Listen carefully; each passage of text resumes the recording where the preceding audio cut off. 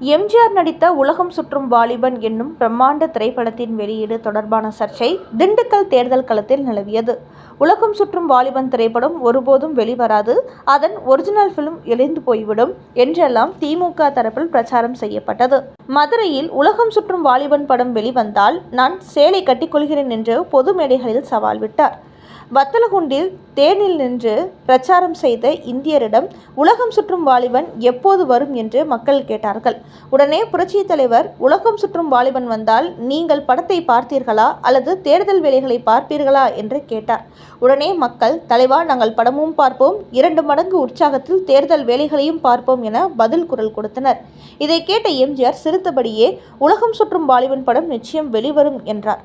உடனே கூட்டத்தினர் தேதி எப்பொழுது என குரல் எழுப்ப சொல்கிறேன் என்று சொன்ன எம்ஜிஆர் 1 நிமிடம் இடைவெளி விட்டு மேடையில் ஒரு சுற்று சுற்றி எல்லா மக்களையும் பார்த்து, மே 11ஆம் தேதி உலகம் சுற்றும் வாலிபன் உங்கள் விருப்பப்படி வெளிவரும், இதை எவராலும் தடுக்க முடியாது என உரத்த குரலில் சொல்ல வத்தலகுண்டு நகரமே அதிரும் வகையில் கரவொலியும் விசில் சத்தமும் எழுந்தன.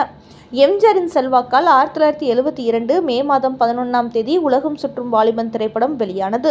ஒரு திரைப்படத்தின் வெற்றிக்கு விளம்பரம் அவசியம். அதிலும் அப்போதெல்லாம் சுவரொட்டிகள் தான் மிகப்பெரிய விளம்பரம். உலகம் சுற்றும் வாலிபன் திரைப்படத்தின் சுவரொட்டிகளை எங்கும் ஒட்ட முடியவில்லை.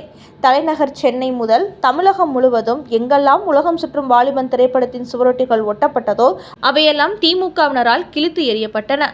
அதிலும் குறிப்பாக திண்டுக்கல் பகுதியில் ஒரு இடத்தில் கூட அந்த திரைப்படத்தின் சுவரொட்டிகளை காண முடியவில்லை. திண்டுக்கல்லில் NVGP எனும் தியேட்டரில் உலகம் சுற்றும் வாலிபன் திரையிடப்பட்டது. 1973 மே 21ஆம் தேதி திண்டுக்கல் நாடாளுமன்ற தொகுதியில் வாக்குப்பதிவு. இந்த தொகுதிக்கு உட்பட்ட திண்டுக்கல், ஆத்தூர், நிலக்கோட்டை, சோழவந்தான், உசிலம்பட்டி, திருமங்கலம் ஆகிய 6 சட்டமன்ற தொகுதிகளிலும் விறுவிறுப்பான வாக்குப்பதிவு நடைபெற்றது.